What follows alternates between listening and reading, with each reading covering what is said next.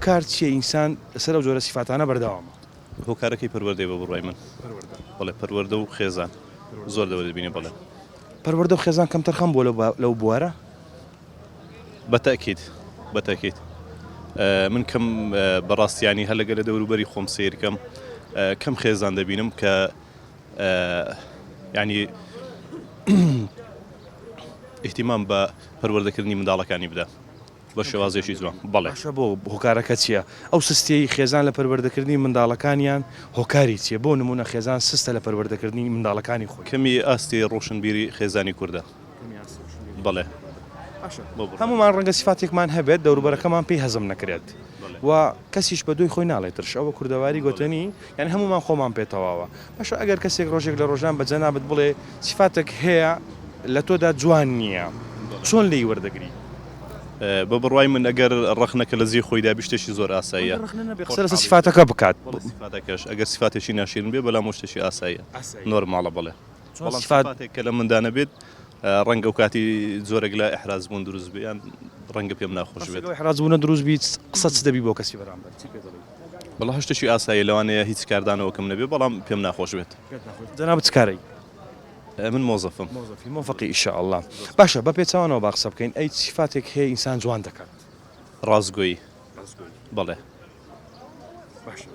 لەوانەیە کە بۆ نمونە سیفاتە ناشیرنەکانیان هەیە نازانن کە سیفاتی واشە ئینسان جوان دەکات بۆ واز سیفاتە ناشیرنەکانیان ناهێنن ببن بە هەڵگری سیفاتی جوان. بەڵێ من پێم وایە هەموو کەسێک دەزانێت سیفاتی جوان چییە وانە بەڵام زۆر جار بۆ ماوەی و پەروەردەی خێزانی دەوردەبینی ژینگە و بیئە دەوردەبینێت.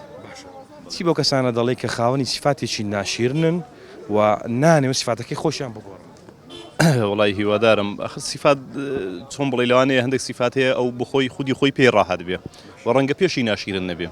مەسەڵەن بۆ نمونە چاودێریکردنی خەڵکو بە دوواداچوون بە دوای ئیش و کار و عیبەی خەڵکی ئەوانە لەوانەیە ئینسان نەزانێ. بەڵێ یەکێک لە سیفاتە ناشیرنەکان کە زۆربەی کۆمەڵگەی کوردی ژێ ساوزام جیرۆدەی ئەو بابەتەیە. باشە چاودێریکردنی خەڵکیش هەم بۆ نمونە بابەتەکە هۆکاری لاوازی پەروەردەی خێزانە ئەوەش ئەوە دروست دەکات؟